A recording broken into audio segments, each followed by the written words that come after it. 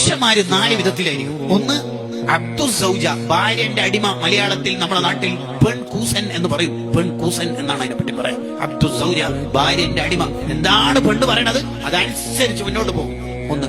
രണ്ടാമത്തത് അബ്ദുൽ ദിർഹം, പൈസന്റെ അടിമ. എന്ത് ചെയ്യുമ്പോഴും മൂപ്പര് ചിന്തിക്കല് മൂപ്പരിക്ക് എന്താ ലാഭം കിട്ടാന്ന്. എടാ ഉസ്താദിനെ ഒന്ന് റെയിൽവേ സ്റ്റേഷനിൽ കൊണ്ടാക്കോ, 200 രൂപന്റെ അപ്പൊ മൂപ്പര് എന്തെങ്കിലും ഒരു തടസ്സം. മൂപ്പരും കാൽക്കുലേറ്ററും ഏട്ടനും അനിയനുമാണ്. ചെലവ് വരാൻ സാധ്യത ഉണ്ടോ? ഇതാണ് അബ്ദുൽ ദിർഹം അല്ലെങ്കിൽ അബ്ദുൽ ദീനാർ, പൈസന്റെ അടിമ.